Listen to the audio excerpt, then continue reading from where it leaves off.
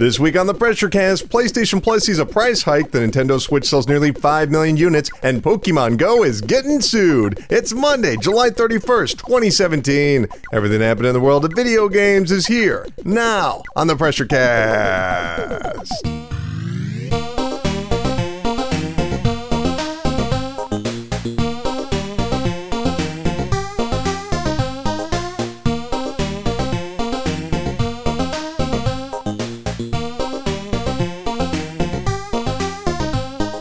Hey, Pressure Pals, welcome to the 192nd episode of the PRESSURECAST, VideoGamesAreDumb.com's weekly news panic that posts every single Monday on iTunes, Stitcher, YouTube, TuneIn Radio, Google Play Music, ShepherdExpress.com, and a bunch of other places. If you want to find the audio and video version of this show, you can check the description of this podcast episode or this YouTube page, and you'll find all the links right there. While you're there, you'll also find the email addresses, phone numbers, Twitter accounts to call, text, tweet, or just leave a message on this YouTube page, and I'll read your question, comment, or concern next week. Please do that. I haven't gotten any good questions in a while. Come on, everybody. Man, we have a lot to get to this week. There has just been a ton of news, which is way more than I expected, considering it's the end of July, and this is usually when we're in the eye of the storm, you know? E3 just happened. That's when all the big stories drop, and then we're gonna have all the games come out in fall. Right now, we should be kicking back, putting our feet up, maybe at a beach, drinking a tropical cocktail of some sort. I don't really know, but instead tons of news stories, which is good for me, but just shows how hard this industry works. Just shows how hard they work. It's just, God, hats off to them. I've been busy myself, actually, because I just put up my video on Splatoon 2, which you can find at youtube.com/videogamesardumb. I highly recommend that you watch that because I have lots of good footage and I want your precious views and thumbs up. I'm not lying. I'm being real here. That's why I want you to watch it. I've also been busy playing Fortnite. Yeah, Fortnite finally came out, and in case you don't know, that's a game that is developed by Unreal, the same guys that made, well, Unreal Tournament and Unreal Engine and Gears of War and other things like that. It's just surreal, or I guess unreal, to be finally playing Fortnite because that game was announced back in 2011 at the Spike Video Game Awards. They don't even hold those awards anymore. That's how long ago they announced this game. And in fact, it was so long ago, I remember when they announced Fortnite, that was the same night that Naughty Dog announced The Last of Us. Think about that. These games were announced at the exact same time, and Fortnite is just coming out. And I'll be honest, it's an interesting game. It's like a Minecraft meets Horde mode. It's all right. I'm not sure where it's going, but the hours simply melt away when I play it, which is a pretty good sign. But yeah, I'll have a review up shortly. Not a review, like an impression video, because it's still in early access, and that would be disingenuous for me to say it is a final assessment of the overall product. Right? Right. Did you guys hear that? I swear I just heard something. Boop, boop. Oh, of course. It's the Hype Train. Feel the PR vibrations as we barrel towards the video game satisfaction station on the Hype Train. This is the part of the show where we talk about those upcoming video games and events to get you hyped up to spend all your money and become a video game guru. And we're going to start off by talking about For Honor. You remember For Honor, don't you? The medieval multiplayer fighting game? Well, you probably do, because when it launched back in February, it quickly became a smash hit. In fact, it's actually the second best-selling game of the year so far, according to the NPD group. Yes, really, the second best-selling game of the entirety of 2017 is For Honor. And yet, you don't really ever hear anybody talking about the game. Like, what's the deal with that? Well, last month, according to the analyst site GetHip, they reported that For Honor, since it launched in February on Steam, had lost 95% of its entire user base. 95% of its entire user base in just under 3 months. Now that is bad. That is not good. But Ubisoft has disputed the claim, with one representative calling the story fake news.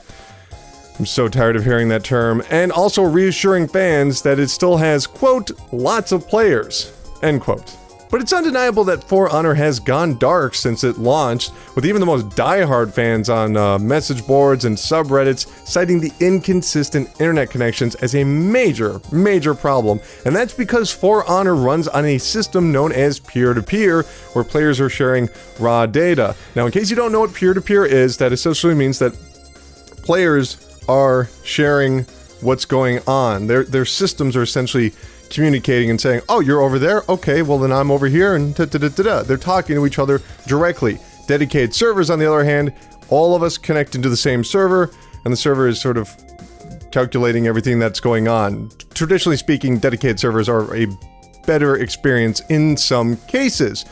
But peer-to-peer is not actually that uncommon when it comes to fighting games. See, everything from Street Fighter to Tekken to King of Fighters. And that's the King of Fighters, keep in mind. They also use a peer-to-peer setup with mostly positive results.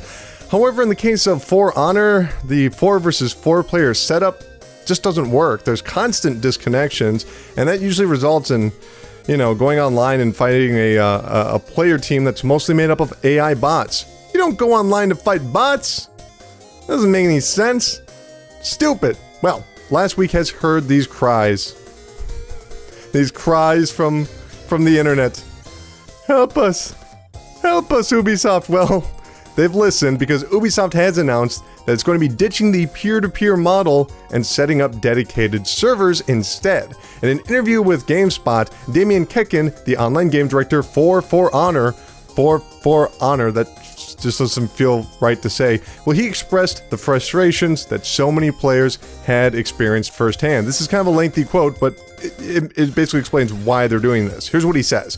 Quote, by bringing peer-to-peer, you need to check your NAT so that you can play with the other players that have the exact same NAT as you have, or a green NAT, etc. I'm sure if you guys have ever spent any time trying to increase your internet speeds on PlayStation or Xbox or Steam or whatever, you've come across NATs sooner or later. He goes on though, one of the things we witnessed is that we had a stability issue mostly on the 4 versus 4 mode. So that's where we had those problems, and we tracked those. We did patches to track them, to understand what was going on, to start fixing them. And at one point, we decided to take a step back, basically, and start doing an analysis of our whole infrastructure and compare it to what exists elsewhere within Ubisoft and outside of Ubisoft, and to see what we could see what could be the best thing to do after all the things we learned in the past month and how players are consuming the game. That's when we decided to move to dedicated servers. End quote. Now, it's worth mentioning there is no timetable for when this is going to happen, so don't get too excited. Don't just throw in your copy of For Honor and expect the internet problems to be solved. But I do think the most important part of this entire story is that I actually did a video review of For Honor, and you can watch that at youtube.com/videogamesardumb. Please go watch it. I want more viewers. Anyway, let's actually talk about the news story. Let's actually talk about it. I think it's important that we all take just a moment, just take a step back, much like they took a step back in at Ubisoft, and really examine what just happened here.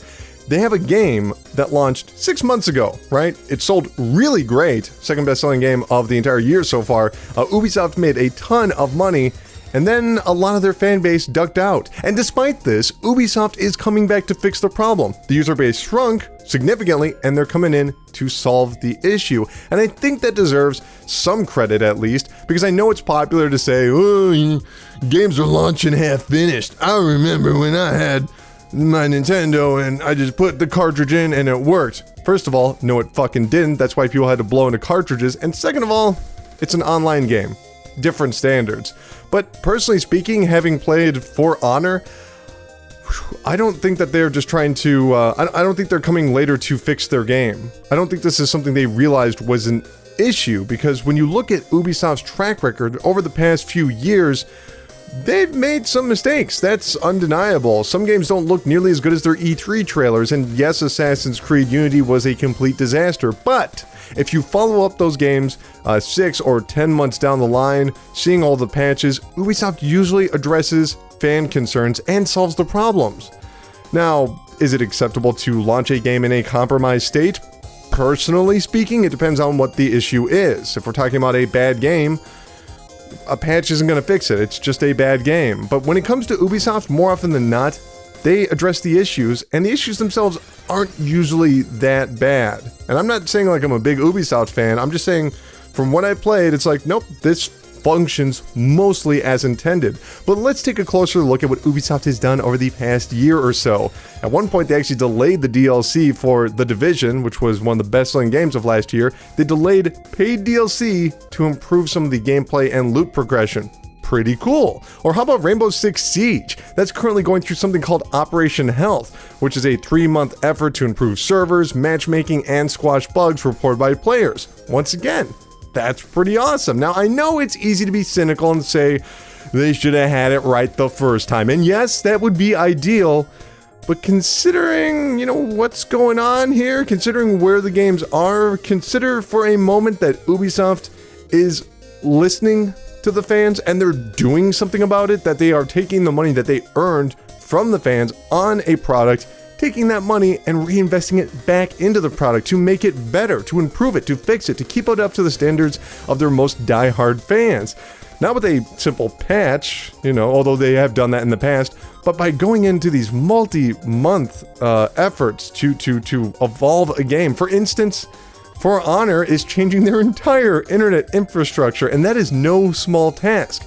Now, that doesn't mean that you have to like Ubisoft or For Honor or even buy For Honor, but I think if more companies were as responsive as Ubisoft, the industry, not to mention player experiences as a whole, would be drastically improved.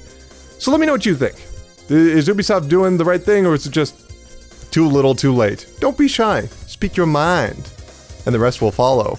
Toot toot. Speaking of fixes, we have the biggest news story of the year. Hands down, one of the most important events ever in video games ever. Capcom, yes, Capcom, has announced they're gonna fix faces. That's right, faces are gonna get fixed. Okay, that probably didn't make any sense, but to explain a little bit, last June when the demo for Marvel vs. Capcom Infinite dropped, last month when that demo dropped, many fans quickly noticed the odd artistic designs of some characters. For instance, Chun-Li from Street Fighter looked less fierce and more resembled a cute little Russian baby doll, the little egg ones that you unscrew. She had like puckering lips and whatever. Either way, for a fighter, it looked really unnerving. Likewise, Dante from Devil May Cry went from Brad Pitt with white hair to... You remember that really skinny guy from Pirates of the Caribbean that kind of looked like a meth addict? Yeah, like that, but with like white hair. But the good news is, the faces are not final. Speaking with Eurogamer, a representative for Capcom, gotta love those representatives. They don't get any credit. They are just a representative for Capcom. Here's what they said. Quote, "The development team is hard at work, finishing the game for the September 19th release date, and based off the feedback we've heard, we are currently making improvements to Chun-Li as well as other Capcom characters. Since the work is still in progress, we don't have anything final to show you yet, but stay tuned." End quote. Like he mentioned, or she mentioned, we don't know. Unnamed representative. But Marvel vs. Capcom Infinite is going to be launching on the PlayStation 4, Xbox One, and PC later this fall on September 19th. So if you're listening to the audio version of the PRESSURECAST, I highly recommend you go out and look at these faces, because these artistic choices are shocking. They look like monster people, for lack of a better way of describing it. Plus, it kind of ruins the concept of Marvel vs. Capcom, because when you see a mashup of heroes fighting, you want the authentic characters to be going toe-to-toe, and if they feel altered in any way, it kind of kills the magic. But this only reaffirms just how quickly this game is being made. This game is going to be coming in hot. And I know some of you might be wondering, why exactly would Capcom be in a rush? Well, to put it bluntly, they haven't been doing well for some time, and pretty much every bet that they've made over the past few years has, I don't want to say failed, but definitely under-delivered. For instance, you remember Street Fighter V? I thought that was an amazing game, one of the best games of 2016. I loved it, but even a year and a half later, right now, because it came out in February of last year, they've only sold 1.7 million copies. That's it. 1.7. That's nothing. That's nothing in terms of one of the biggest franchises in the world. And Capcom even had originally predicted that the game would sell 2 million copies by the end of 2016, which really means that they expected to sell more than 2 million copies by the end of 2016. Now here we are 18 months later and they still haven't. Well, bad news. But what about some other games? What about Dead Rising 4? That launched last December exclusively on the Xbox One and PC. Well, Capcom predicted that game would also sell 2 million units during its launch window, and how many copies has it sold? We don't know! Why? Because Capcom doesn't report on games that sell less than 1 million units. Yeah, 9 months later, it still hasn't sold 1 million copies. Or even Resident Evil 7! Even Resident Evil 7, which was one of the most successful games for Capcom in recent history, even that underperformed. And that was their most successful game for that entire quarter. Now, they did just release a brand new quarterly report, and we did see some positive changes, and we'll talk about that in the chart park. But speaking over multiple years, it's been a bad time for Capcom. So if you're Capcom, right, and you have this deal where your characters are going to be on screen with the biggest movie stars, the biggest cultural icons of the decade, you're going to get that game out as soon as you can. And I think it's rather telling that Capcom is saying, oh, we'll fix the Capcom characters. They don't mention the Marvel characters, because they made sure to get those right. They absolutely focused on those first. Which is kind of sad because it's Capcom ignoring their own 30-plus year legacy. Well, hopefully they don't rush it, because this is the biggest cross-promotional chance they've had in years. So please be good. And from what I've heard in previews, it'll hopefully be good. Toot toot. And finally in Fix-It news, yes, all 3 opening stories about games getting fixes. Last month, Eek Games, that's Eek with an exclamation point, released House Party, a first-person adventure game where players take on the role of a partygoer, a male partygoer, I should preface, and enter into and enter into comical and sexual scenarios. Or as I like to put it, Well, the title received quite a bit of buzz from YouTube Let's Plays, though it's unclear if those videos were paid promotions or not. But regardless, a small but vocal group dismissed the game as misogynistic for its philosophy and terrible for its gameplay. Yes, every game has a philosophy. It's true. Hate to say it. Well, unfortunately for Eek Games, Valve took notice and immediately removed the game from Steam, saying that they would need to edit the title, have it be resubmitted onto the storefront. Well, in a blog post, an unnamed member of Eek expressed their frustration. Quote, Steam is responding to an alarming societal perception of sex and nudity as something evil, even more so than murder, genocide, torture, and gore, which is widely accepted and prevalent in most other video games that are offered up on Steam and many other gaming platforms. It seems the removal was either a case of the game falling through the cracks or a response from the pressure of the community members who were very aggressive, calling for Steam's removal of the game at the expense of those who enjoy it. I am most upset about the people who have bought the game and enjoy the game who will now receive a, quote, watered down version of the game because for some groups it's not enough to boycott or ignore a product they don't like, end quote. The blog post is a lot longer than that, and I guess I kind of recommend that you go out and read it because it's an interesting scenario. But I think this unnamed person from Eek Games might be a little bit confused about what happened here. He or she, because we don't know, repeatedly said that they understand where Valve is coming from, but it's those goddamn critics. Those goddamn critics. They just can't dislike something. They have to take it away from everyone else. Hold on. Let me go check. Hey, Polygon? Kotaku? Did you get that game removed from the Steam store? No? Oh, okay. Hey, Valve? Oh, you did it? Oh, you did it? And you even sent an email to the game creator? Oh, okay, there we go. See, that's the thing, man. I hate to tell you, but Kotaku and Polygon, they don't have a direct line to Valve. They just comment on games. And I think we can at least all agree that Valve does whatever it wants. They don't even have public stockholders. They don't trade stock because they don't want to answer to anyone. And basically that means that Valve did this all on their own. So, buddy, don't say you understand Valve and then hate on the critics. Valve did this to you. If you want to be mad at someone, be mad at Valve. And besides, none of these critics called for the game's removal from Steam, at least none of the ones that I read online. Most were focused on the concept as for women as goals, something to be conquered. They thought that was offensive and objectionable, as well as predictable, as well as the ability to take out your virtual penis anytime without virtual consent. Yes, there's a button that allows you to just take your dick out of your pants. Does that mean that house parties shouldn't exist? Of course not. It's artistic freedom. It might be repulsive in a lot of aspects, and I'm not really interested in playing it, but yeah, the creator has every right to put his game out however he wants. But why? Let's address one of the points that this blog post actually brings up. Why is violence perfectly fine and sex isn't? Now, we're not going to cover the entire topic of sex and violence in Western civilization, but I think it's worth noting that, and this is kind of sad, most people kind of agree, violence, not a good thing. Don't do violence. Violence is bad. Everyone gets that. Don't go on the street and start shooting people. Not cool. Not cool. There are some people that don't know that's wrong, and they are sociopaths. That's just a fact. But when it comes to unwanted sexual advances, for some reason, this seems to be a morally gray area for some people. I don't understand why. It's pretty clear if somebody says, please do not do that, you listen to them. Some dudes think it's just fine to take their dick out and show it to random strangers. Obviously, once again, not cool.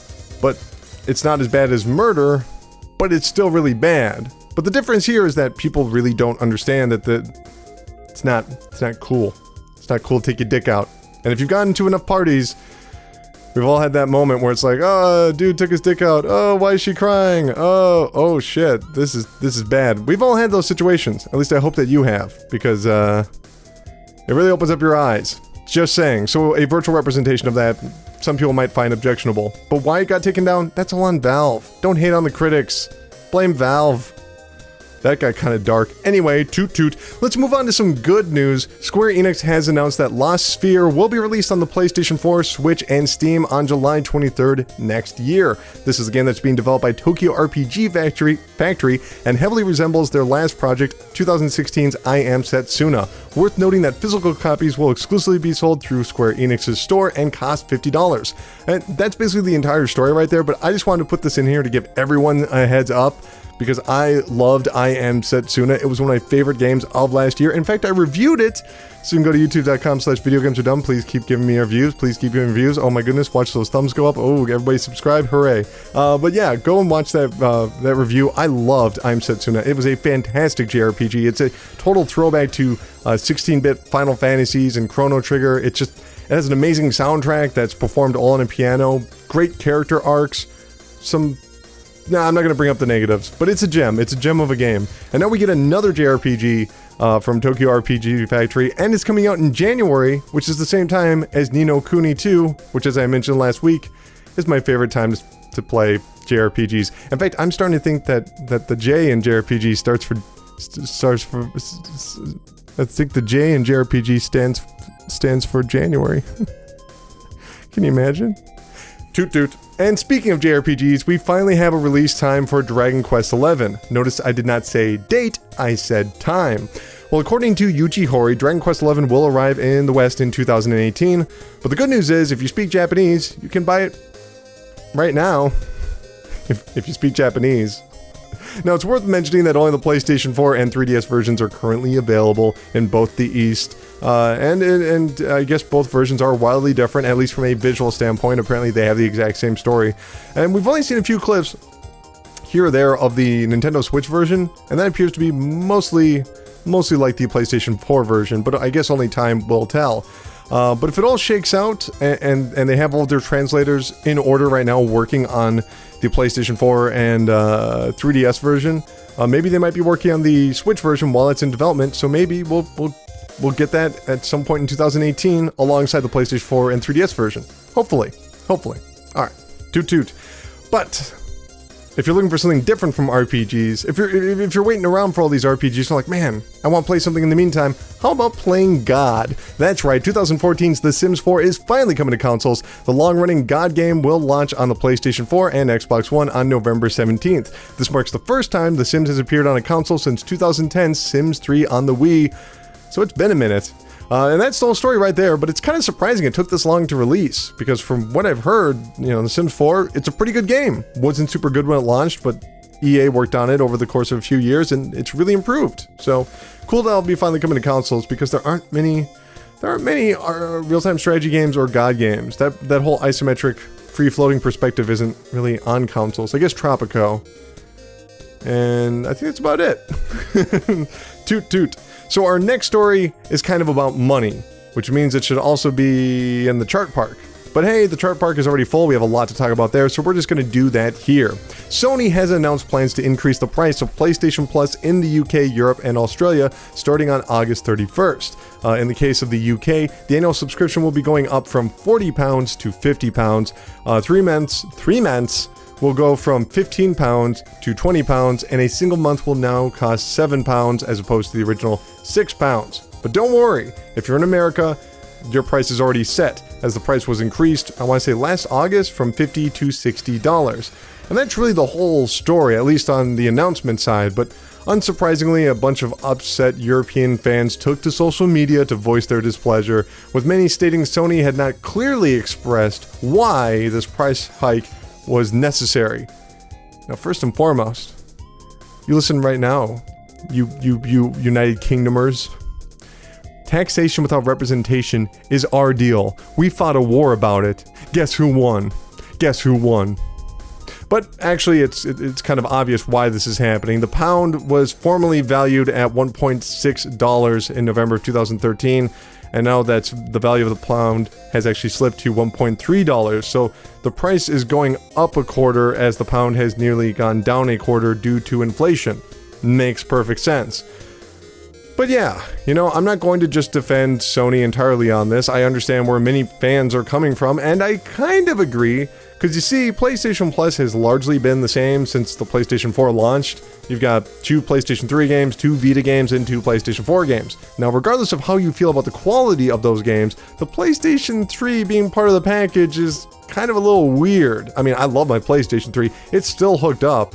It really is. I always have it hooked up. Sometimes I'll wake up because I'll hear it do the server check in the middle of the night to see if there's any system updates. I still have it up all these years later, but even I can admit, PlayStation 3 is over.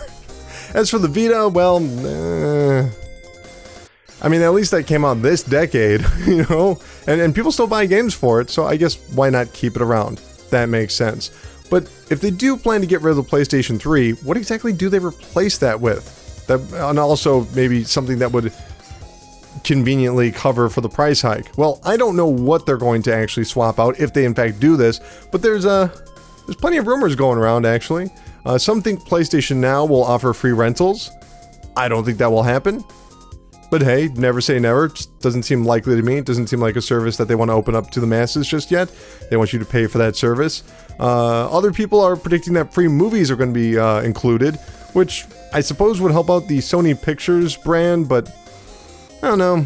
That would just be padding the books in the long run. And they're already doing other things right now. They're experimenting with 99-cent rentals. I think that's happening this upcoming week. I'm probably going to rent Kong Skull Island on my PlayStation 4. Just saying. Some people think that PlayStation VR will be joining the mix, which I really can't imagine happening because of the attach rate. And to be clear, what I mean by that is that their attach rate is high enough that there's no way they need to give these games away. And the headset is apparently still in demand, so no reason to give the games away just yet.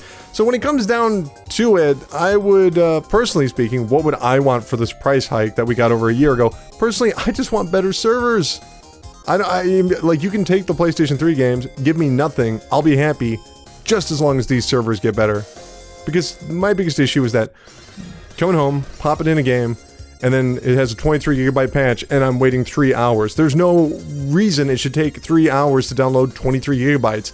I want it to take advantage of my internet speed, just like they do on Steam and Xbox Live and many other services. Because, I mean, come on, even if you're a diehard Sony fan, you cannot be happy with the entire slow download infrastructure. It's inexcusable. But yeah, Sony of Europe, you're getting kind of screwed over. But your currency is down. So these things happen. Sorry. Toot toot. But let's talk more about PlayStation Plus. Here are the games that you're going to be getting with PlayStation Plus for the month of August. Here's the list. Starting it off with the PlayStation 4, we have Just Cause 3. This is the open world game where you destroy an entire country while paragliding. I didn't really enjoy this game, but it's good, cheap fun. I'm sure people will be happy with it. Up next, we have Assassin's Creed Freedom Cry on the PlayStation 4. This is a standalone DLC for Black Flag, meaning that you don't actually need to own Black Flag to play it. Apparently, it did an excellent job representing slavery. That's what I was told. So, I guess that's bad? Good? Bad? I don't know. I don't really know. Up next, we have Super Motherload on the PlayStation 3. That's the 2D arcade Dig Dug Mr. Driller kind of game. It has its fans. It's pretty cool. Also on the PlayStation 3, we have Snake Ball, which is a sports arena game where you ride a disco snake. Don't ask. Just look up the trailer. It looks alright. I've never heard of it. Now over on the PlayStation Vita and the PlayStation 4, because this is cross-buy compatible, Downwell, which is a fantastic rogue-like game that involves going down and shooting bullets out of your feet. I've always wanted a copy of this game for my own, so now I will, which is super cool. And then lastly on the Vita, we have Level 22, which is a game I've never heard of before, and the reviews actually aren't that positive, but watching a trailer, it reminds me of Earthbound meets Dilbert, except it's an adventure game. It looks awesome. I actually really want to play this. And that's the entire PlayStation Plus for the month of August, and all in all, I gotta say, really strong month, really strong month. Even the PlayStation 3 games are bringing it. I'm actually looking forward to checking out all of these. Toot toot. But what about Xbox, I hope you're saying to your phone or iPod or screen. Well, we have the list of the Xbox Games with Gold for August, which means people just stopped watching the show, because for some reason, I've actually been tracking this. Whenever I mention Xbox, people tune out. They drop out. The minutes tail off. That's true. Why do you... It's all video games, guys. I'm just talking about Xbox. Hang out for a second. Seriously. Anyway, here are the games that are going to be out on the Games with Gold service. On the Xbox One, Slime Rancher will be available from August 1st to the 31st, which I guess is like a first-person game where you collect little cute slime creatures. It has good reviews on Steam, so that's kind of cool. On August 16th through September 15th, Trials Fusion will be available, which is a fantastic entry in the Trials series. You know, the motorcycle obstacle courses where you die a bunch of times. It's fun. You'll like it. I loved it, so play it. Over on the Xbox 360, there's Bayonetta, which will be available from August 1st through the 15th. Now, you might think because I'm a big fan of Bayonetta 2 that I'd be jazzed about Bayonetta 1, but... if I'm being honest, I've never been that big of a fan of the first Bayonetta game. It's a good game, don't get me wrong, but... It's okay. It's not my favorite, but I'm happy to see it on here because it does expose Bayonetta to a wider audience, which... Good game. Like I said, just nowhere near as good as Bayonetta 2. And then finally, on the Xbox 360, we had Red Faction Armageddon, which will be available from August 16th through the 31st. And just to be clear, this is not the open world Red Faction game. This is the far less memorable linear title that also happened to get a movie on the Sci-Fi Channel.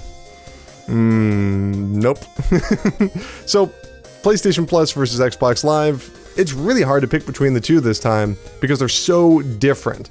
And, you know, I'm not afraid to say which side I prefer. More often than not, it's been Xbox. But for the first time, I'm going to give it a draw. Seriously, they're too different to really compare. Like, I really want to play Downwell. I think it's awesome that they have Bayonetta on the Xbox 360.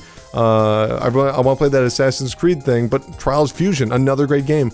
Totally different experiences, but I would say that this is a draw this time. No matter which service you use, you're getting great games, which is good news, right? Come on. Toot toot. But of course, we also have our weekly list of Xbox backwards compatible titles. Oh, there's Xbox again. People are going to start tuning out from the show. Seriously, I've tracked the numbers. As soon as we switch over to Xbox, I'm done. Why? It's so stupid. Anyway, so here are the backwards compatible games on the Xbox One. You've got Tomb Raider Underworld, which is the follow-up to Tomb Raider Legend. If you're a fan of the older Tomb Raider style of games, this might be your thing. I don't remember ever really playing it, so I can't really say. And then we have Geras. I never know how to pronounce this game. It is a super cool but like crazy old funnel shooter, kind of like Tempest. The game I think was released back in 1982, so it's been a while. So if you're a fan of like Tempest and Galaxian, you want to check this game out. It's awesome. Also, we have another shooter, Raiden 4, which is one of the best shooters of all time. And when I say shooters, I do mean shoot 'em ups, not first-person games, just to be clear. So yet another awesome week for backwards compatibility. Toot toot. Now let's move over to Nintendo news. This week we got a slew of financial news from the Japanese company. We'll be talking all about that in the chart part, but first, let's talk about Nintendo's current timeline for release dates, because they actually had to provide to their investors the games that are going to be coming out in the near future alongside release windows, which is obviously nice for us because it gives everyone a clear expectation. The bad news is Metroid Prime likely isn't going to be out in 2018 because it was given the big fat TBA for a release date, which of course TBA stands for Too Bad Amigo. It's true. Now, this doesn't necessarily mean that it won't be out next year, but it's giving the company a little bit of wiggle room. So in case it works out, it'll be out next year, but I wouldn't expect it. Don't expect it. On the plus side, Xenoblade Chronicles 2 is still expected to be released at some point this year, while Fire Emblem, Kirby, and Yoshi will release in 2018. And I want to be very specific here. Fire Emblem Heroes, the one that's made by Koei Tecmo, totally different game. Fire Emblem, the one that's going to be like a classic Fire Emblem turn-based game, that's expected for 2018, which is giving me the vapors. I really like Fire Emblem. Oh, and the recently announced Pokemon game is currently listed for 2018 or later. Let's just assume later. But can anyone really be surprised about Metroid Prime being delayed? Not even delayed, but like not coming out in 2018, because it's not like we saw anything during E3 besides a logo. If you're not offering up at least a CG trailer, your game is years away. And really, if you're a Metroid fan, come on, you've been waiting 10 years for this game. I know what that's like. I'm a Shenmue fan. I've been waiting for another Shenmue game. Once you know it exists, it's so much easier to just wait for it to come out. You just have to look both ways before you cross the street so you don't die before playing it, because you've been waiting your whole life. That said, I hope they have more games to announce for the Switch, because that Kirby and Yoshi game, they look boring as hell. Heard it here first, folks. Toot toot. Let's talk about the games that are going to be out this week at retail and digital. Starting off with Tuesday, we're going to have Shadow Tactics Blades of the Shogun. That's going to be on the PlayStation 4 and Xbox One. Also on the PlayStation 4 and Xbox One, Aven Colony. Also on the PlayStation 4, Xbox One, and PC, The Long Dark. Only available on PlayStation VR, Castle Storm, which actually looks pretty good. Dino Frontier is also going to be available on the PlayStation 4. And then on Wednesday, The Legends of Heroes Trials of Cold Steel will be out on the PC, which is crazy. I thought that game already was released on PC. Legend of Heroes, good franchise, especially if you love JRPGs. You've got to check that one out. Tacoma is going to be available on the Xbox One and PC. And then on Friday, Cinemora EX will be available on the PlayStation 4, Xbox One, and PC. I never got around to playing that game, and I know that Grasshopper Manufacturer made it, so I'm definitely going to have to check it out. Boop, boop. That's going to do it for the Hype Train. Well, thank you, Hype Train. Thank you very, very much. But man, it's been muggy in here. So muggy. I think we need to step outside. I know a place that's always warm with the glow of cold hard cash. That's right, it's time for the Chart Park, the land where money grows on trees. Yes, the Chart Park. This is the part of the show where we talk about the legal, business, and financial news in the video game industry, and we find out which fat cats of Wall Street will tip their top hats towards Lady Luck. Then we're going to be starting off by talking about Overwatch, which you know is one of my favorite topics because, as many of you probably already know, I'm the best Overwatch player in the world. But of course, I was forced to retire when I was put in the Government Protection Agency after testifying against Bill Cosby in court. These are facts. We all know about it. But I might have to risk my life and expose my identity because Blizzard has outlined the salaries and benefits for professional Overwatch players. Here's what they said. The Overwatch League is preparing to kick off its first season later this year, and if you're one of the lucky few who signed on, you'll automatically be given a place to stay. You'll automatically have a room, which presumably will be kind of like what happened to me when the federal agents dragged me away to an undisclosed location. As well as free health insurance if you're an Overwatch player. I mean, a professional Overwatch player, which is kind of like the way that the government saved my life from Mr. Cosby's gang of hitmen. That's sort of like health insurance, in a way, if you think about it, as well as a retirement plan. And boy, I should have retired my big mouth before taking the stand against one of America's favorite comedians, but what are you gonna do? This is on top of the guaranteed minimum of $50,000 a year, which apparently is what my head is worth, according to those hitmen. And over the season, players will be able to play for over $4.5 million in cash prizes. That's nearly double the bribe I was offered to stay quiet. Now, I am really curious to see how this Overwatch League shakes out. I know people love to play Overwatch, but will they really stick around to watch a whole season? Like, I can imagine the finals being big and the first episode being big. Everything in between, I don't know. I mean, how exciting is it to really watch Overwatch? Like, I like watching the clips on YouTube and on Twitch, just really brief clips, but I don't want to sit around and watch an entire match. But I hope Blizzard knows what they're getting into, because this is going to cost a lot of money, and I don't really understand how they're going to make money off of this. Just consider for a moment, if it's $50,000 a player, and every team at the very minimum can have 6 players, that's over $300,000, not taking into account health insurance, room and board, retirement plans, all of that kind of stuff. That's on the smallest possible team. It's going to be over $300,000. How many teams are they going to have? I don't even think they've announced that yet. But it doesn't, you know, I guess it's not like Blizzard doesn't have experience in esports in general. And yes, of course, they're involved in Heroes of the Storm, or whatever that game is called. But most people often forget that they made StarCraft, which has been running professional level events for over 15 years. Heck, the South Korean tournaments taught the rest of the world how to do esports. Well, besides the fixing scandals. Besides those. But I will give Blizzard credit for taking their time. It's not like they started rolling out this PR campaign of esports from day one. They actually let the game grow into a cultural icon and a phenomenon, and and now they're taking it to the next logical step. So good on them, even though of course I'm sure that they had this planned out from the very beginning, but they let it grow on its own. So good for them. Anyway, moving on. Well, it's the end of yet another fiscal quarter, and you know what that means. Numbers. More specifically, stocks. Even more specifically, stock numbers, or more precisely, quarterly reports. We'll stop this right now, because obviously what I'm talking about is EA, Electronic Arts, because for the quarter ending on June 30th, things are looking bright for the company that dumb old John Madden made. That's right. I'm talking shit about you, John Madden, and I know you're listening. If you want to fight me, John Madden, there's only one place you can fight me: on a plane. That's right, on a plane. Get off your bus and fight me in the plane. Anyway, total revenue for the quarter reached $1.45 billion. That's up from the same quarter last year, which reached $1.27 billion, so a significant increase. The Ultimate Team brand from EA Sports brought in 11% more users year on year, and of course, Ultimate Team costs money, so that's more cash their way. And The Sims 4 brought in 20% more monthly players year on year. Yeah, I said that wrong. Let's try it again. Take 2. Man, I gotta get this Sims story right. If I don't get this Sims sentence right, okay. All right. Right.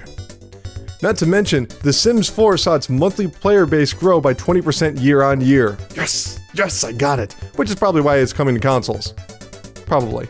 In terms of actual numbers, EA said that Battlefield 1 had, quote, 21 million players joining the game, end quote. Wow. So what does 21 million players mean? Are they talking about lifetime sales? Does that count free weekends? Is this based off of the active monthly player base? Who knows? They did not specify.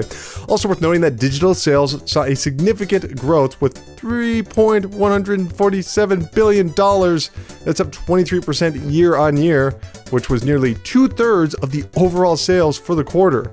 Think about that for a minute. 2/3 of everything EA sells now is just digital. It's not on a shelf. It's not on a truck. It's pretty cool. And that just goes to show you, the internet and digital items, they're not just for teens anymore. Grow up, mom and dad.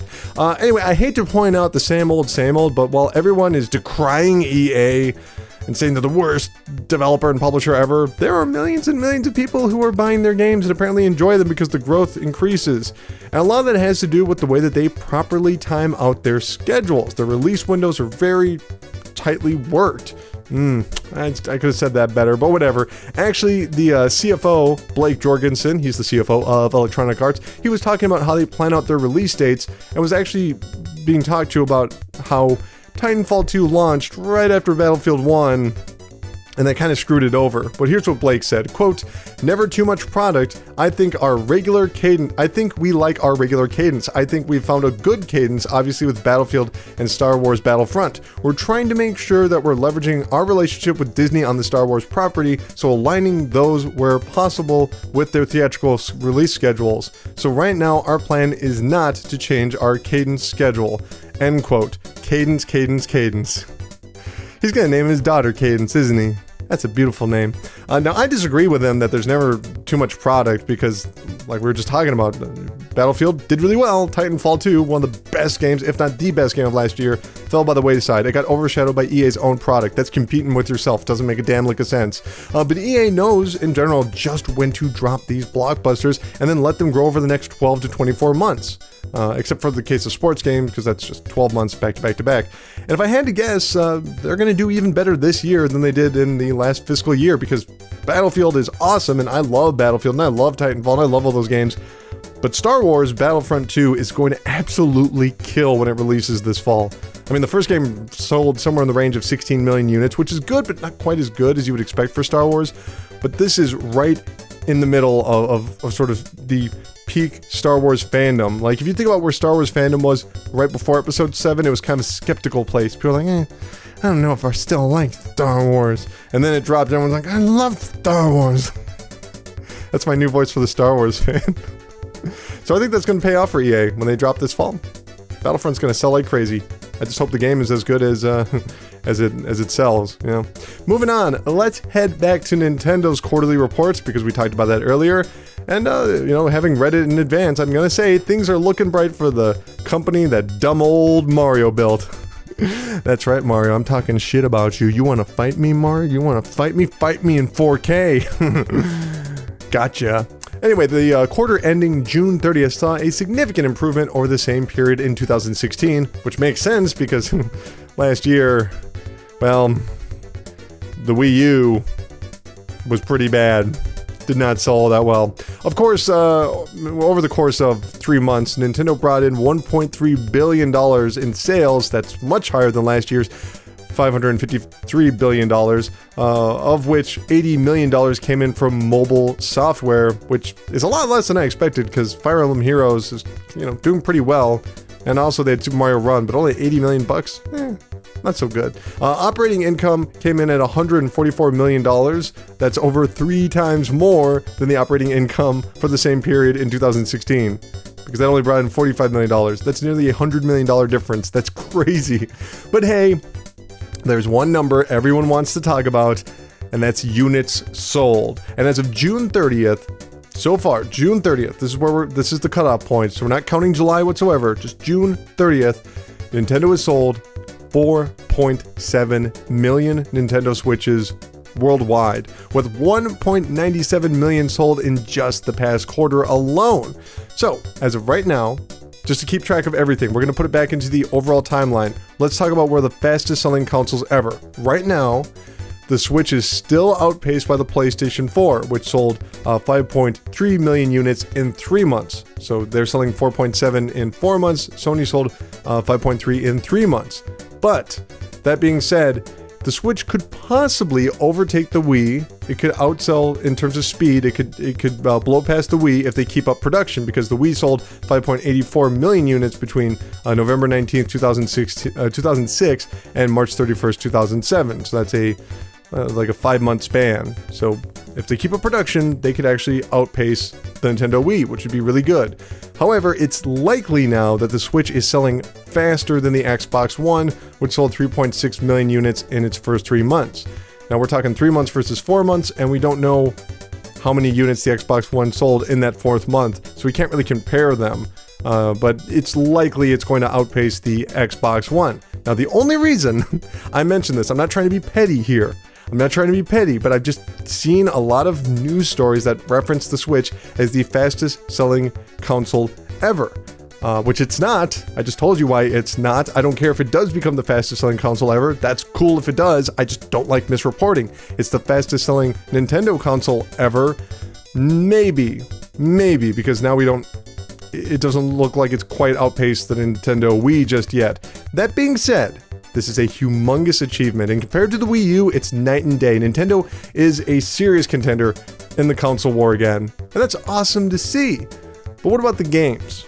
How did the games sell? Well, Zelda has sold 3.92 million units, and I believe that's the Switch and Wii U version combined. Mario Kart 8 Deluxe has already sold 3.5 million units since it launched in April, which is bonkers, and ARMS has only sold 1.18 million units, but that just launched in June, so it sold 1.18 in just 1 month. And I know a lot of people are going to look at that and go, see, ARMS, it was a bad idea, Nintendo, you shouldn't have made ARMS. But step back, motherfucker, for a moment. Sorry, I'm getting real hostile about ARMS, but think about it.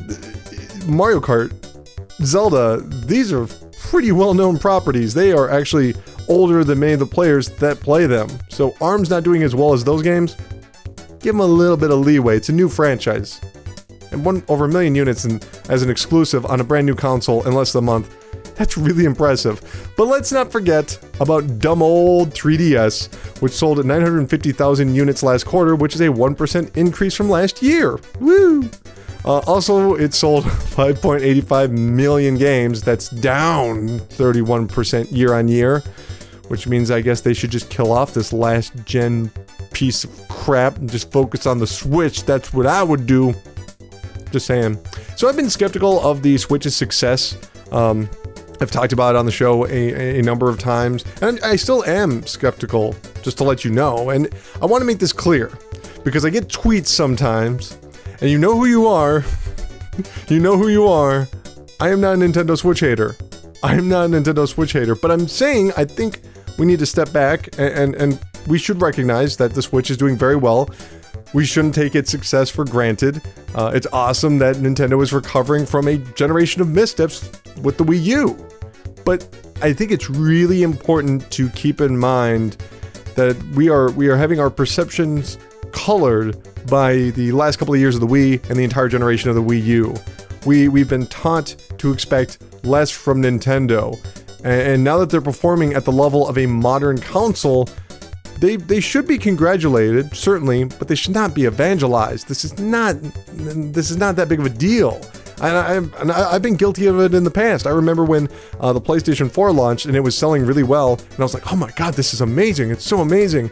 And then when I look back and I think about the way that I used to talk about the PlayStation 4 sales, I realized the only reason I felt that way, well, I mean, yes, it was selling really well, just like the Switch is selling well, but the only reason I felt that way is because the PlayStation 3 had so many issues when it launched. So it was surprising to see Sony knock it out of the park, just like right now with Nintendo. Like, they're doing great.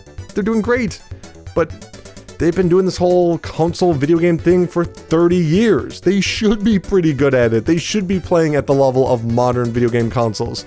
But yes, Nintendo is doing a great job right now, and I think it's great to see, if you step back, that this entire industry as a whole is doing so good. If you own a PlayStation 4, if you own an Xbox One, if you own a PC, or if you own a Switch, each of these systems, each of these platforms has something really great to play on it that you can't play anywhere else. You know, if you like Xbox One, I love Forza, one of my favorite franchises. Only play that on Xbox for the time being, because of course it'll be on PC. Or what about PC? You got PlayerUnknown Battlegrounds. Yes, that's going to be coming to consoles later, but right now, if you want to play the game, that's the only place to play it. Right now on the PlayStation 4, I've been playing a lot of games on PlayStation 4. Horizon Zero Dawn, what am I talking about? It's been a great year. Yakuza 0. And, you know, on the Switch, Zelda, Mario Kart, ARMS, a really good port of Cave Story. I reviewed all those games. You can check them out for yourself. They're great. And once again, I just put up my video of Splatoon 2. You know, if you're interested in watching that, just saying. Thumbs up and all that. Like, share, subscribe. Come on. Help me out here. So yes, Nintendo Switch is doing awesome. Now let's go to another story that's somewhat related to that. We're going to be talking about our good friends at Capcom, and they brought their quarterly report. So let's have a look at it. How is Capcom doing? Well, for the period of blah, blah, blah, blah, blah, blah, blah, I'm not going to mention it again because I already talked about it twice. You should know. It's the end of June. Their sales totaled $105 million for the quarter. That's up 7% from the same period last year, including a 13% bump from royalties and licensing. Kind of like the TV show things they do with some of their characters. Operating profit fared even a bit better, totaling $7.4 million. That is up 13% compared to the same period last year. Now, I want you to listen very, very, very closely to what I'm about to say right here, or I guess what Capcom said.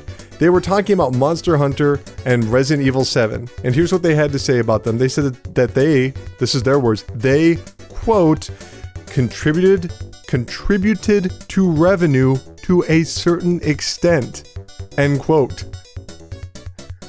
What?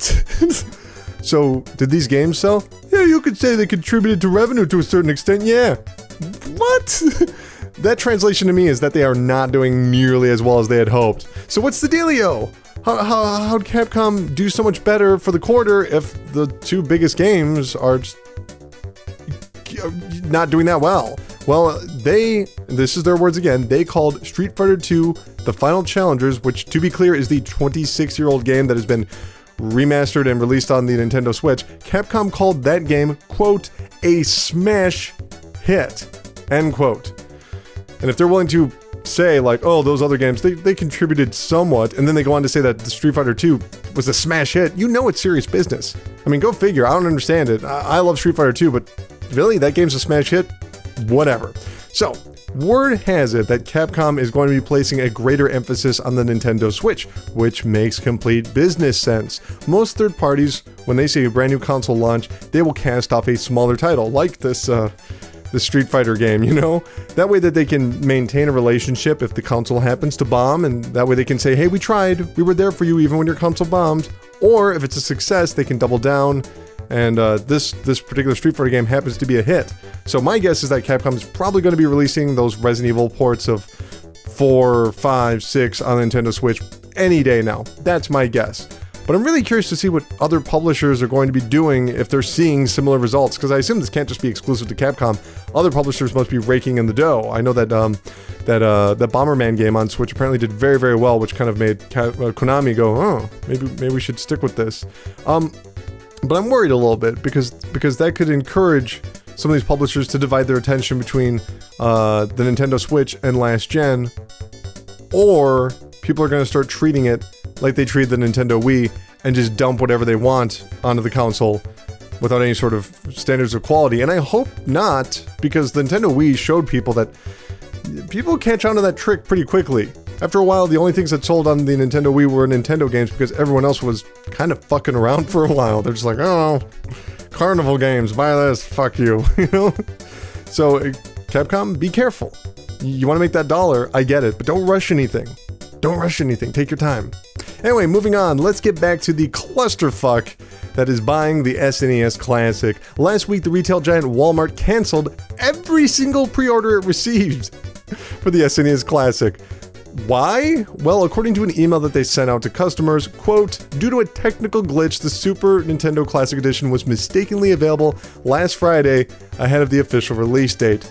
We regrettably will have to cancel this item on your order. We know that this is incredibly disappointing to you, and we're truly sorry for this mistake, end quote. Surprisingly, everyone took the news and was really cool about it. No, I'm kidding, they freaked the fuck out. No word on when pre-orders are going to begin again, but also worth mentioning that a lot of these people received another email saying that their SNES Classic would be arriving on a certain release date. It's been proven that that was also a technical glitch. If you got that email, don't believe it, they canceled all of their pre-orders. Now, I feel really bad for everyone that this happened to, but come on, when I found out that they're making the SNES Classic, even though I want one, I went, nope, I'm not bothering. I'm not going out of my way. I'm not going out of my way because I knew this kind of stuff was going to happen. And if you're disappointed by this whole thing, can I recommend to you that maybe you submit your entire mental state to the perpetual and unflinching state of pessimism? It's pretty awesome. I mean, remember, nothing can go bad if everything is bad all the time. Think about it, guys. That's one to grow on. But yeah, sorry that you're not going to get your SNES Classic. Moving on, following the nightmarish disaster that was the Pokemon Go Fest, Niantic has announced a delay for planned festivals in Europe. Last week, the Chicago event attracted thousands of Pokemon Go players. Only problem was the servers to the game were not functioning, leading to crowds chanting, "We can't play," and booing the CEO, John Hank, when he attempted to speak to the audience. I hope you saw that video online. It is hilarious. In a make good, Niantic gave full refunds to attendees as well as $100 in Pokemon Go currency. Mr. Hank, the CEO, went on to say that the company went on to say on the company's official blog, quote, "Last Saturday was not a happy day for us, but we are committed to listening to that feedback, however harsh, to improve what we do so that we can continue to build experiences that bring people together with technology and the real world in innovative ways," end quote. Well, some users have taken up John Hank on his offer, providing their feedback in a somewhat harsh form known as a class action lawsuit. According to attorney Thomas Zimmerman, a number of people affected by the debacle are seeking damages due to the cost of travel and accommodation. So yes, this is now a class action lawsuit, and I really, really, really hope Niantic does not settle because I want this to go to trial. I want to see people with serious faces, with the little sticks that they get in the courtroom, pointing at pictures of just sad people standing around dressed like Ash Ketchum. I want to see that. I want to see, a Pikachu take the witness stand and point at John Hank. Let me dream. But seriously, I don't understand why people even bother to fly out of town or out of their own country to go to a Pokemon Go festival. I mean, if you went there to make friends, that's cool, and you still could, even if the game's not working. You can hang out with people and you could be chill. But spending hundreds or thousands of dollars to stand around and play a game on a phone, that's just weird, man. And if you think I'm being grumpy about this, if you think I'm being too dismissive, you just wait for your local newspaper's editorial page, because they're gonna be talking about, look at these young people. Look at these young people playing their phone game, and now that they didn't get what they want in the nanny state, now they're gonna sue them. Wait for that news story. I can guarantee you they're gonna bring up Nom at some point. Anyway, moving on, we have two quick stories about early access, and then we're jumping into the charts because this show is already kind of running long as is. Fortnite, which I talked about at the beginning of the show, just launched into early access, but the only way to play this free-to-play game currently is to actually pay to play this game. Does that make sense? It's gonna be free to play in the future, but now you gotta pay for it if you want to play it right now because it's in early access. Well, the minimum you can spend on the game is $40 currently. But according to the game's creative director, Darren Sugg, Fortnite has already sold over 500,000 copies. Wow. Well, I'll have my video about it up soon, and we can talk about this next week. Sound good? Okay. And lastly, before we get to the charts, PlayerUnknown Battleground has sold 5 million copies in less than 6 months. That's the whole story. So let's go over to the land of tea and crumpets to find out where the 10 best-selling games in the UK for the past week. That's right, we're in the charts. Starting off with number 10, Lego World. Number 9, Fallout 4. Number 8, FIFA 17. Number 7, Final Fantasy 12, The Zodiac Age, which is falling all the way from first place down to 7th, so I guess that kind of shows it was kind of a fluke. Kind of. Number 6 was The Legend of Zelda Breath of the Wild. Number 5 was Overwatch. Number 4 was Mario Kart 8 Deluxe. Number 3 was Grand Theft Auto 5, because of course it was. Number 2 was Splatoon 2. And number 1 is Crash Bandicoot Insane Trilogy. You remember last week, I hinted, I didn't predict, but I hinted that Splatoon 2 might be the best-selling game over in the UK. I was wrong. Crash Bandicoot is still hanging on to first place. That is impressive. Really awesome.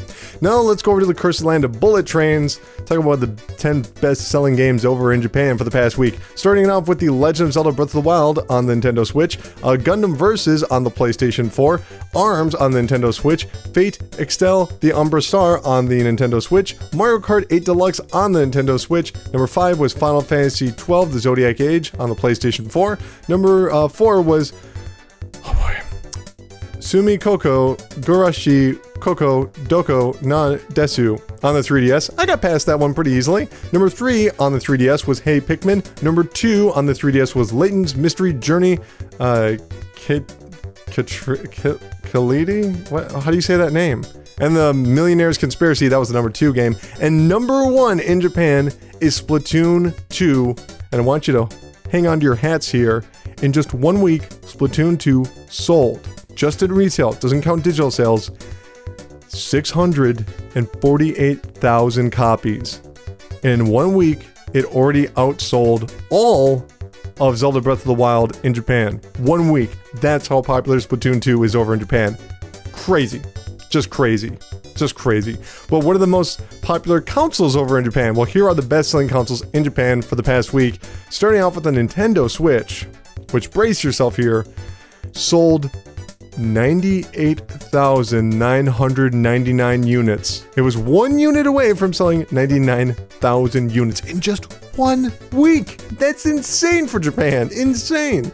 Well, the PlayStation 4 was the next best with 23,841. New 2DS LL was 17,717. New 3DS LL, not to be confused with the 2DS, which is 13,108. PlayStation 4 Pro was 7,037. They always sell around 7,000 units with the PlayStation 4 Pro. I don't know what it is about that, but it's always 7,000. PlayStation Vita sold 4,545 units. 2DS sold 2,300. New 3DS sold 1,020. Wii U sold 176. PlayStation 3 sold 142.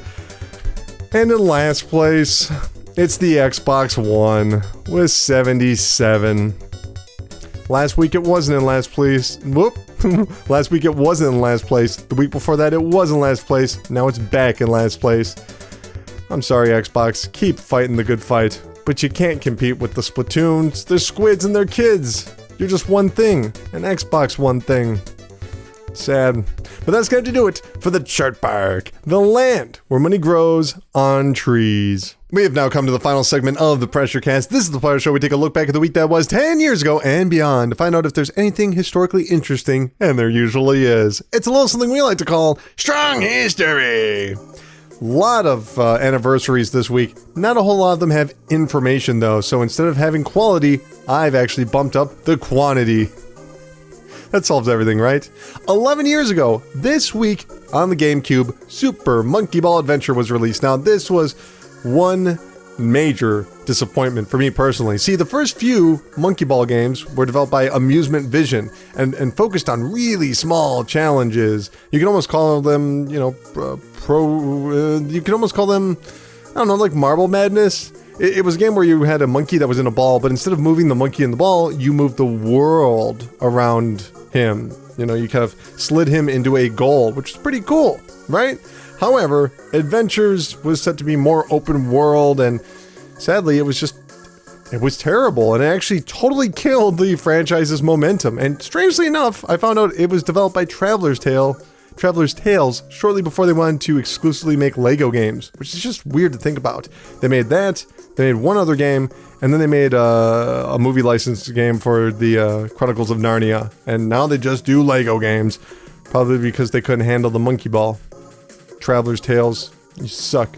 Alright, I'll stick with that. 13 years ago on the personal computer, Doom 3 was released. Now, Doom 1 and Doom 2 were not scary games.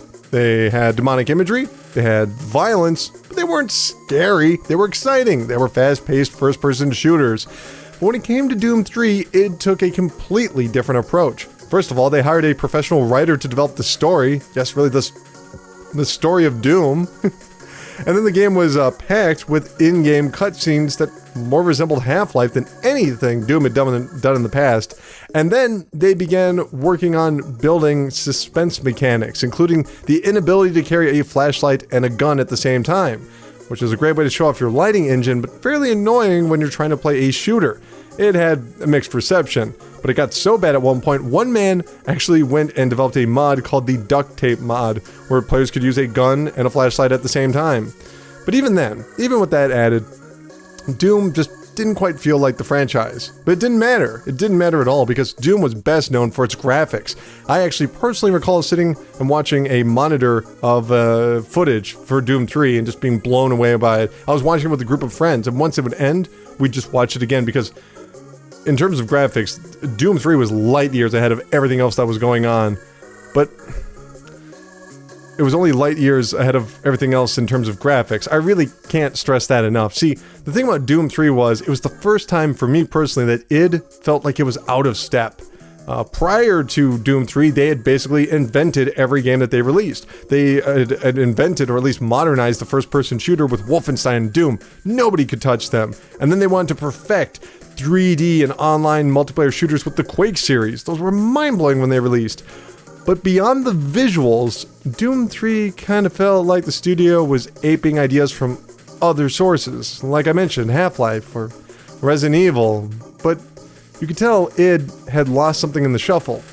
That being said, Doom 3 has gone on to be a respected game, and since its release, it just doesn't have the exact same nostalgia factor as the original games. Some people kind of reject it because it's just too much of a monster closet fest, and then there's other people that say, no, this is amazing because they took a chance on something. I'm somewhere in the middle. I really respect to the graphics, but I kind of agree that id missed the boat on this one. Also, 18 years ago on the Nintendo 64, the new Tetris was released. Now, I've said in the past that Tetris is the greatest game ever made, and I still stand by that. But of course, some versions of Tetris are better than others, and for my money, the new Tetris is one of the best. Of course, it's still the same old Tetris, but thanks to the Nintendo 64's multiple controller ports, up to 4 players can play together at the same time. How great is that? 4-player Tetris. But the reason I love this version so much is that it had the perfect atmosphere for a puzzle game. Each stage had its own ambient vibe. One of them is a volcano at night. The other is a machine shop, also at night, with a flickering light in the background. Nothing is intimidating or scary. It's very tranquil in its natural and mechanical locations. And of course, it's all tied together by the brilliant music by David Pretty. I believe that's how you pronounce his name, David Pretty. And we're going to close out this episode of the Pressure Cast with music from the new Tetris, because I love the soundtrack of that game. I really do. One of my favorite versions of Tetris ever. Also, 3DO version's really underrated. Anyway, 20 years ago, on the PlayStation, Herc's Adventure was released. Now, I'll be the first to admit Herc's Adventure is not a great game, but it is an interesting game. Essentially, it's a top-down shooter, sort of like Gauntlet, where you play as Hercules, Jason, and Atlanta, and battle the forces of Greek mythology. But unlike Gauntlet, if you died in the game, you didn't just lose a life, you actually had to fight your way out of Hades. The game would stop, and you would appear in Hades and have to push back a bunch of skeletons. Now, the concept itself got old really fast, but it was original. You have to give them that. Not to mention, it featured a unique cartoon style, sort of like a bit of French animation, which makes sense because it was a French studio. The strange thing is, I can't find any information regarding the developer Big Ape Studios, but it's safe to say that their quality quickly plummeted as they went on to develop the Star Wars Episode 1 game on the PlayStation 1. If you never played that before, it's awful. As well as Simpsons Wrestling and Celebrity Deathmatch. Classics. But Mike Ebert, the game designer of Herc's Adventure, has gone on to have a fairly successful career. In fact, he just wrapped production on Crash Insane Trilogy, which he worked on as a design support, so good for him. That's kind of cool. Also, where are we right now? 21 years ago? I think it's 20 years ago. The Nintendo 64 launched in Europe. We just talked about the Nintendo 64 last week, so we're not going to talk about it again, but cool bit of information. Also, 22 years ago, on the Sega Genesis, Comic Zone was released. Now, this is a game that shows you if you have a cool concept, people will remember you, no matter how badly the concept was implemented, because Comic Zone is a fairly clunky beat-em-up mixed with a fighting game.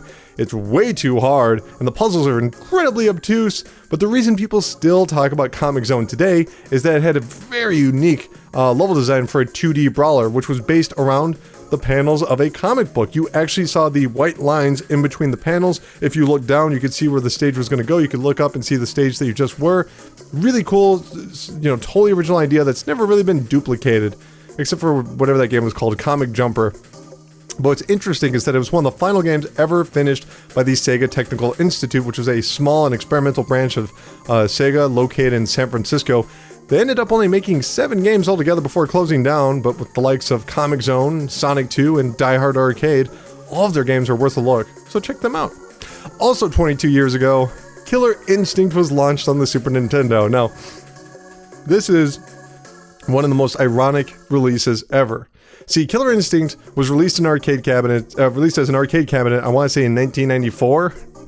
And it had this announcer that would just scream at people that would walk past this arcade cabinet, and he would say that the Ultra 64 is coming in 1995.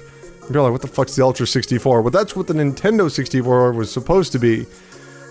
And this led many people to believe that, hey, this arcade game must be running on that new console that's going to be out in 1995. Well, first of all, it wasn't. It was a dedicated dedicated hardware for arcade units, not the Nintendo 64 hardware. Second of all, it did not come out in 1995. It came out in 1996. Third of all, they changed the name from Ultra 64 to the Nintendo 64. And finally, clearly, the game did not need Nintendo 64 hardware as it came out on the SNES. So that announcer looked like a goofball. 23 years ago, on the Sega Genesis, Dynamite Headdy was released. This is hands down one of the best action platformers you will ever play. It stars a puppet-like creature that actually looks a lot like Rayman, I realized. It really does. He has like invisible limbs and everything. Well, in the game that you throw your head around to attack. And it just, I don't know, it's awesome. You fight gigantic bosses, there's huge explosions, and the entire game takes place on a theater stage, which is just a cool concept. Kind of like what they always said about Super Mario 3, but a little bit more direct. You can actually hear the audience and whatnot. But sadly for us, in strong history, this is a game that was developed by Treasure, who are great developers, some of the best developers of all time, but they don't really talk about their work, so there's no fun facts for us, except for the fact that there are differences in the Japanese and English versions, which mostly pertain to graphics. Woo. 24 years ago, on the Sega Genesis, Rocket Knight Adventures was released. So when you mention the absolute best Sega Genesis games ever, Rocket Knight has to come up. It just has to. It's a fantastic action platformer where you play as a possum in a suit of iron that has rockets on it. Yeah, it's pretty cool. But the best part is, if you charged up your attack button, he would begin shaking, and then he'd fling himself all around the stage with a bunch of fire shooting out of his suit. It was just badass. So obviously it needs a sequel, right? Yeah, I guess it does. And in fact, that's the only bad thing about Rocket Knight Adventure, is that the sequels just aren't very good. For whatever reason, they followed it up with Sparkster, which was on the Super Nintendo and Genesis, and it just didn't have the same bombastic action of the first game. Not a bad game, just kind of like, this is nowhere near the standard that you had from Rocket Knight Adventure. But fans held out hope that there would be another, sequel in the future, and maybe even a better sequel in the future. Well, they were half right, as Konami attempted to cash in on the digital storefront boom of 2009 by releasing the 2.5D game Sparkster, which sadly wasn't very good. But if you have a chance, play Rocket Knight Adventures, as it's one of the best platformers ever. Just bar none. It's great. 25 years ago on the Super Nintendo, Mario Paint was released. Yes, it's really been a quarter of a century since Mario Paint was released, which is terrifying. But personally, I thought this was a pretty cool game. It's not really, okay, I take that back. It's not really a game. For the most part, it's actually a standard art tool, not unlike Kid Pix on PC and Mac, but for the Super Nintendo. But that being said, Nintendo added enough unique flourishes, such as a fly swatting game and a musical studio where you could write songs, which actually got a lot of people started in creating their own stuff. Like, seriously, some of the people that are out there making stuff today started on Mario Paint. For instance, the brothers Chapin, whatever the hell their names is, they made Homestar Runner originally as a Mario Paint animation, and that kicked off their long careers in animation. One of them worked on Yo Gabba Gabba, the other one works on Gravity Falls, all thanks to Mario Paint introducing them to a creation tool. So that's kind of cool. Also, 25 years ago, Mortal Kombat was launched in arcades. Now, we're not going to cover that this week. I want to just reference it because I'm not sure how accurate this date is. Some people are saying, oh, no, it was in arcades in July, whereas Midway and Ed Boon have claimed that it did not go to arcades until October of 1992. So we'll wait till October and then we'll talk about this one again. Cool? Cool. Remind me of that if you get a chance. 26 years ago, on the Super Nintendo, SimCity was released, which is SimCity, but on the Super Nintendo. The only reason I bring it up is because you could have Bowser destroy your city, which is cool. And lastly, 50 years ago, the big 5 decades, Tecmo Limited was founded. Yes, Tecmo Limited. You probably know them better as Koei Tecmo. But all the way back in the 1960s, as hard to believe as that is, Koei Tecmo, nope, just Tecmo, they had a fairly traditional Japanese developer and publisher history, which is that usually the first 20 or 100 years of a company's inception had nothing to do with toys or video games, and Tecmo is no different. In fact, when they started in 1967, yes, 1967, they started by selling cleaning equipment such as sponges and mops. But as Namco began raking in all the cash with their amusement park equipment, Tecmo decided that, yeah, why don't we start making these little amusement environments? They make a lot of money. And like I said, 20 years into them being a company, they finally got into home console development, making games like Rygar, Star Force, Tecmo Baseball, Tecmo Bowl, Ninja Gaiden, and Solomon's Key, which all released in less than 2 years, which is pretty goddamn remarkable.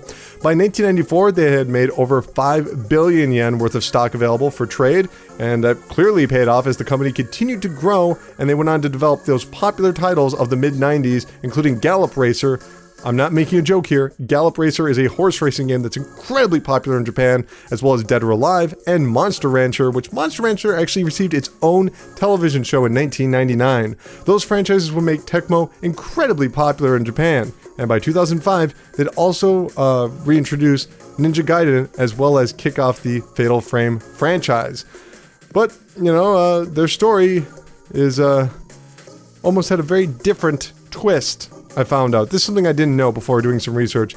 Square Enix actually wanted to buy out Tecmo back in the mid-2000s, but instead they decided to go with Koei and form Koei Tecmo in 2008. And so, essentially, that's the end of the Tecmo story. But can you believe if Square Enix had bought Tecmo, what exactly that would mean for the Ninja Gaiden franchise or Dead or Alive? I think it would be very, very different. And who knows if Square Enix would have purchased some of the other studios that they had bought. It had Tecmo not turned them down. I don't know. But it's pretty fascinating. So Tecmo, 50 years later, who doesn't love Rygar? Who doesn't love Ninja Gaiden? Great developer that hasn't put out as many exciting things as of late, but hopefully they'll be back in the future. But that's going to have to do it for Strong History. Long show.